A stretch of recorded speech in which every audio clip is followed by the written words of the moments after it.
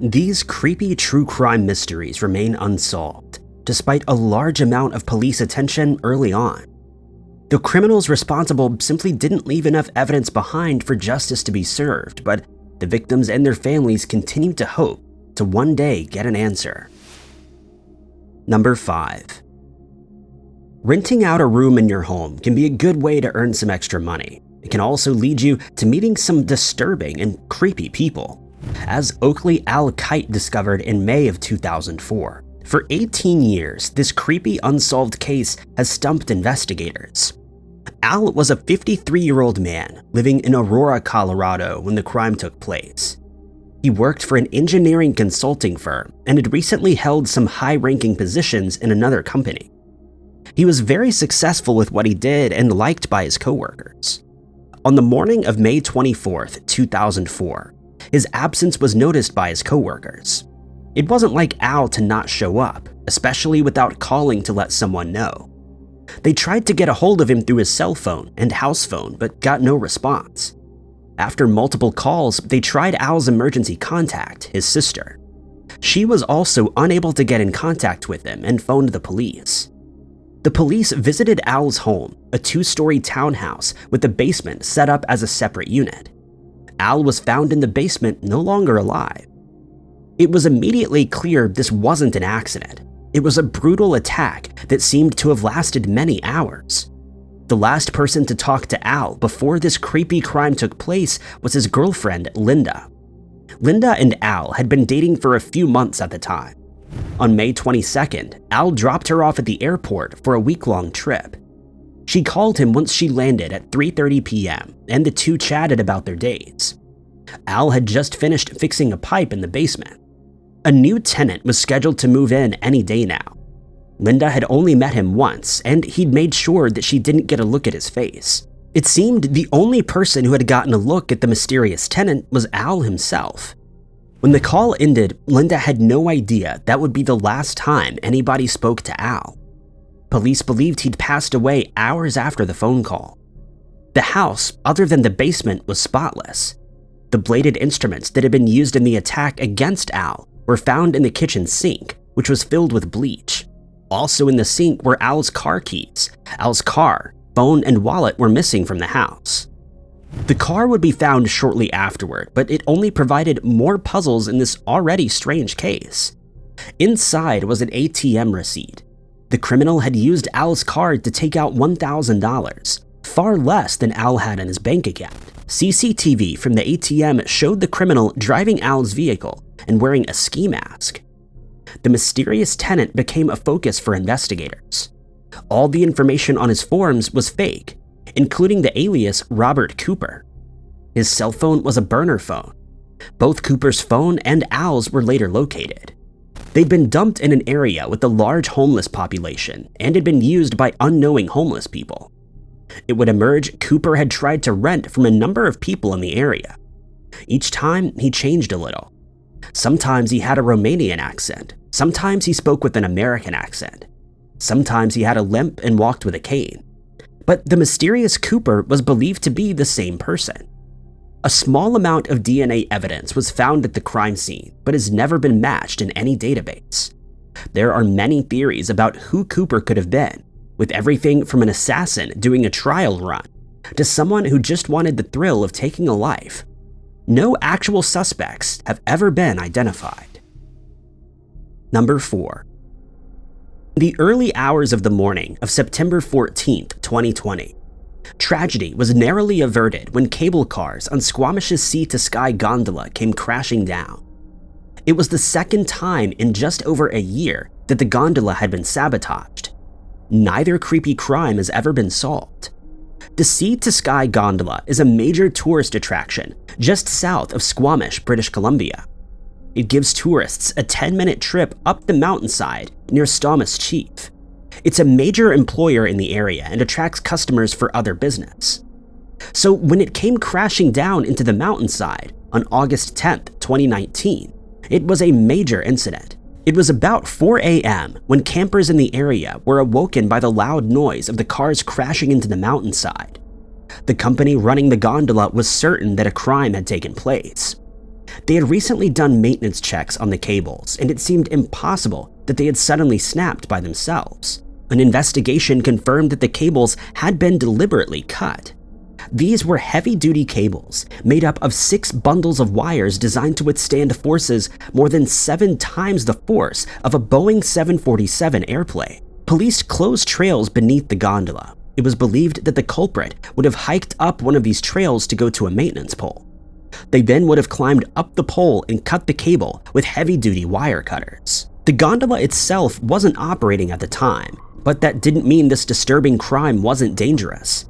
As well as the risk to the criminal themselves, there were campers in the area who could have been unlucky enough to be beneath the cars when they fell. Thankfully, nobody was hurt. After millions of dollars and roughly 6 months, the gondola was repaired and operating again. That stopped on September 14th. It was again 4 a.m. when the crime took place. A security guard was on site and had been alerted that there was something wrong in the area. An automatic alarm may have been triggered. CCTV footage from the crime scene showed the guard with a flashlight walking beneath the gondola. Suddenly, the wires began to shake, and there were flashing lights in the distance. The lights are believed to be the cars colliding with the mountain again. Luckily, the guard was unharmed. Another investigation began, and again, it was found that the wires had been deliberately cut. Security camera footage was partially obscured by wildfire smoke coming north from the US, but police released a thermal imaging camera photo of the criminal. The criminal responsible is believed to be physically fit and have good knowledge of the gondola and the surrounding area. More than 70 people of interest have been interviewed but ruled out. A reward of $500,000 is offered for information that can solve this creepy crime. A special police gondola information line can be reached at 1604-892-6122. Number 3. The Muralumba bank robbery was the largest bank robbery in Australian history and remains unsolved to this day. What makes this crime so creepy is just how skilled the robbers were, but they left no trace that would ever identify them. The robbery was discovered on the morning of November 24th, 1978. Security guards arriving at work at the Bank of New South Wales in the sleepy town of Muralumba noticed that the rear door was open. It was the first sign that something very wrong had happened overnight. Once inside, they discovered the vault door closed and damaged in such a way that it could not be opened. It took council workers with jackhammers, sledgehammers, and other cutting equipment to get the vault door open. 9 hours after the security guards first noticed that something disturbing had happened overnight, the vault was finally opened. The police chief announced to those gathered that they had taken everything. The lot was almost $2 million in 1978 money. Despite Muralumba being a small, quiet town, the bank was the largest in the area. Every 2 weeks, armored trucks would bring cash from other areas into the bank. It was cash from the government to meet pensions and wages in the area, and now it was all gone. The criminals had been very precise. After picking the lock at the back of the bank, they had used electromagnetic diamond-tipped drills to get into the safe. If they were just a fraction of a millimeter off with the tool, they would trigger the alarms. After getting the cash, the criminals jammed the safe by removing the combination lock dials and safe handles. This not only gave them added time, but it's also possible that valuable evidence was destroyed as investigators tried to break their way into the safe. A $250,000 reward was announced for information that would crack the case, but it was never claimed. Attention fell on Graham Kennyberg, a safecracker and the leader of the magnetic drill gang. It seemed to be their work, but no evidence was ever found to confirm that. Others believed that it had been an inside job. Only someone working at the bank would know how much money was inside that night. In 2022, career criminal Robert Bertram Kidd claimed in his memoirs to be the mastermind behind the theft. He was in prison at the time, but the robbery had allegedly been planned for 3 months, and a team following his instructions committed the act. He didn't provide any information about the theft that wasn't already public knowledge, though, and the case officially remains unsolved. Number 2. The disappearance and passing of Judy Smith in 1997 is one of the strangest unsolved true crime mysteries. Judy disappeared from Philadelphia, only for her body to turn up 5 months later in Asheville, North Carolina. Judy was a newly married 50-year-old woman living in Boston with her new husband, Jeff. She'd been married twice before and had children from a previous marriage, but at this point, she was certain Jeff would be the one. Jeff was an attorney who had met Judy when she worked as a carer for his father. In April of 1997, 5 months after they married, Judy and Jeff traveled to Philadelphia for a weekend trip. Jeff had a pharmaceuticals conference that he needed to attend, and Judy was going to spend some time sightseeing. The trip got off to a bad start when the couple arrived at the airport and Judy realized she had forgotten her ID. After a discussion, they agreed Jeff would get on the scheduled flight and Judy would get a later flight after getting her ID. Judy arrived at the hotel later that evening and the couple were reunited. The next day, Judy left for her sightseeing trip at 9 a.m. while Jeff headed to his conference. They had agreed to meet back up at 5:30 p.m. to have dinner together, but when Jeff returned to the hotel room, Judy was nowhere to be seen. He waited for a while, but when there was no sign of Judy after half an hour, he began to search for her. Jeff started to investigate the mystery by taking a taxi along the route of Judy's sightseeing bus, hoping to see her. When that didn't work, he contacted the police. Police found no trace of Judy in Philadelphia. Some even remarked that there were very few items belonging to Judy in the hotel room, and it almost seemed as if she'd never been there at all. Jeff was considered a suspect in her mysterious disappearance, but he had been at the conference all day. He was also overweight and had health issues, and it seemed unlikely he would have been able to attack her.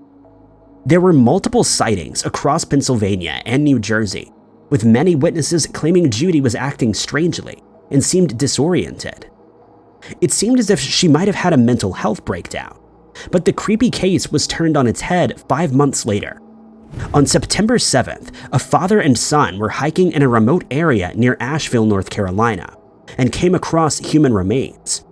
It seemed the body had been buried in a shallow grave at one point, but had been uncovered due to scavengers. Dental records identified the remains as belonging to Judy. She'd been struck with a bladed object. Police believed her attacker had committed the crime near where Judy was found. She hadn't been transported there after the fact. Judy wasn't wearing the same clothes that she was wearing when she vanished. In fact, she was wearing hiking gear that seemed to be newly bought. Witnesses in Asheville remembered seeing Judy from Boston and said that she didn't seem to be acting strangely at all. Police believed Judy had chosen to come to Asheville of her own accord for unknown reasons, and in a tragic coincidence had met with foul play there. Jeff passed away without ever getting the answers as to what happened to his wife, and the strange case remains unsolved. Number 1. In 2010, the CEO of a German bank received a call from his wife. She had been kidnapped, and if he didn't send £300,000 to the kidnapper, she would lose her life. Even when Thomas Bogirl followed the kidnapper's instructions, his wife was never released. It was May 12th of 2010 when this creepy unsolved case began. Thomas and his wife Maria lived in Germany. They apparently had a happy marriage and had 2 adult children who didn't live with them. That morning started like any other. Thomas left for his job at a bank, leaving Maria home alone. At some point around 11:30 a.m., an unidentified individual or individuals broke into the house and kidnapped Maria. She was handcuffed and forced into her own car. An hour later, Thomas received a call from the kidnappers. The person on the phone was judged to be middle-aged. He wanted 300,000 euros and a variety of notes. The money was to be left at the side of the A7 and marked with a German flag, and it needed to be done quickly. Thomas only had a few hours to go through with the demand. He was permitted to speak with his wife. Maria told him that they'd threatened her life and that he needed to do what they said. Thomas contacted the police straight away, but also got to work getting the money together. Unfortunately, that took longer than expected, and it wasn't until 7:30 p.m. that the money was left at the side of the road in a black trash bag as instructed. Nobody came for the money.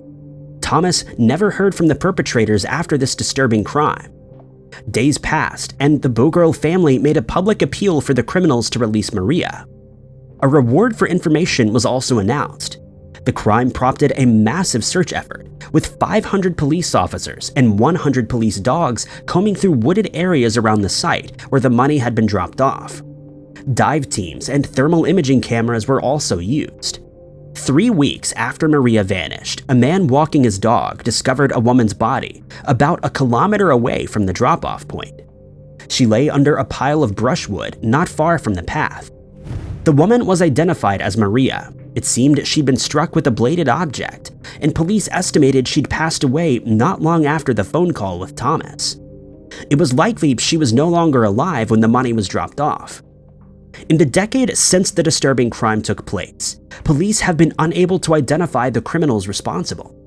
In 2017, a man was arrested after he boasted about committing the crime while drunk, but there was no evidence to link him to the crime, and he was released. The case is one of the most puzzling unsolved true crime cases in modern German history. Thank you guys so much for watching. If you liked this video, be sure to hit that like button. Also, don't forget to subscribe and click that notification bell to keep up to date with all of our future uploads. But my name is Ty Knotts, and I'll catch you guys in the next video.